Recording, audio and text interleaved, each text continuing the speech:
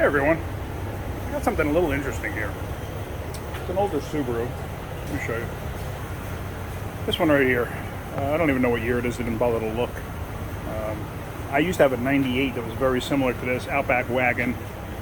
I actually really like these vehicles. I really do. I enjoy driving them. Obviously, if you could tell by looking at this thing's been parked for quite a while. But I want to show you something.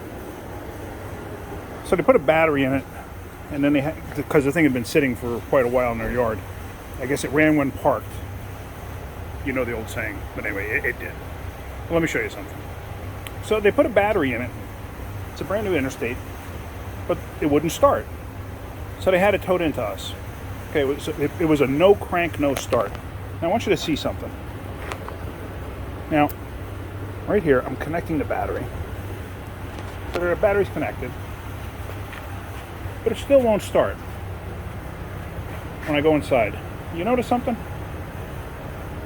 Okay. So we come inside. Notice something? Turn the light off. Make it a little more obvious. Okay, you see that light flashing, right? So, oh, keys are under the hood. Hold on. Let me grab them.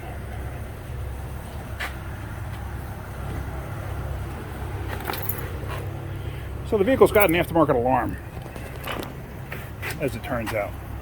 So, you go in, you can see the lights are lighting up too. So, try to start it, you got nothing. They didn't know why. And also the battery was going dead. That's not actually part of the alarm issue. But let me show you something. Leaving the key in the run position. And I'm going to show you if you ever run into this with an aftermarket alarm. And this works 99 times out of 100. I'm going to show you how to start it. So you come out. We're going to disconnect this battery. We're going to leave the door open also. Now we're going to actually just jump across here. And we're going to hit the positive. That'll just discharge any capacitors. Never touch the two terminals of the battery together. Doing this is okay because you're not going to anything. So now, key is still in the run position. The door is open. Battery is connected. Lights are not flashing. Come inside.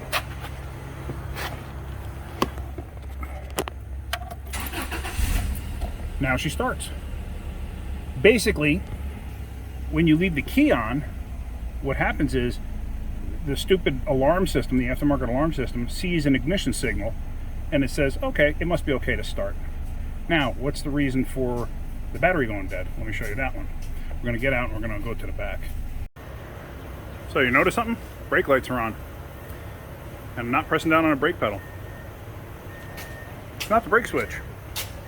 There's actually a plastic grommet that sits on the brake pedal that actually hits the pin for the brake light switch and helps to press it. That grommet disintegrated. So now there's an open hole that the brake light switch is going into. The brake light switch has to get opened up in order for the brake lights to come on.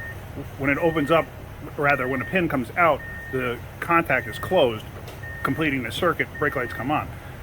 So basically the brake lights are always on. When you release the pedal, that pin gets pressed in, basically releasing the switch and opening the circuit, brake lights turn off. So once I get underneath there and start working on that, I'll show you what I'm talking about. So here we are, we're under the dash of the Subaru, and you know how much I love aftermarket alarms. You could just see the wiring disaster here. But anyway, if you look up here, let me focus in on it. You can see the switch itself, and there's the brake pedal. And you see the hole in the brake pedal? There's supposed to be a bushing there that presses on that little tab right there. And that's what shuts the brake lights off. And if you look down on the floor here, I happen to see this. These pieces, this is the bushing that's supposed to be in there, or at least part of it. And it just disintegrated, it fell apart. So now, I'm not quite sure what I'm going to put in there. Usually I use a push pin. You can use just a regular, like, underbody push pin, whatever. Some people call them Christmas trees. But I can wind up putting that in, and then I probably have to adjust the switch itself, because this appears to be, you look at it close, appears to be pretty thick. And obviously the head of a Christmas tree is going to be thinner than that of a dime. They're usually tapered and very thin. So I'm going to get a Christmas tree up in there, and then I probably have to adjust a brake light switch. And this one, luckily, is threaded. You can see that there. So I can basically adjust that with no issues. All right, so let's get this done. So I got a Christmas tree in place there, as you see. But if you look at the pin, and like the lights are shutting off right now, but see, it's when I let go, it's not going much. It could still go more. You see, I can actually pull up on the pedal and make it go more. I'm just afraid that it's not enough adjustment. So I'm going to back off on that 114 that's there. Basically roll that down, and then, loosen that one, back this one up, and then this way I can force this thing down a little bit further. So let's get that part of it done. I can't really show you because I can't film it at the same time. So I actually had to think about that for a minute. And what I did was I loosened up this one first. And now what I'm going to do is I'm going to loosen this one up and then tighten this one onto this one. So this way the switch itself comes in further and basically closes up that gap. So now loosen that and tighten that.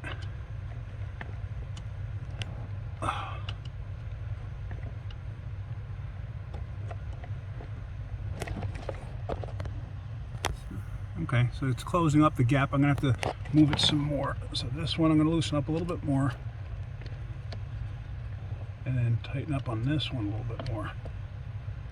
So like I said, that because that drags the switch in and a contact.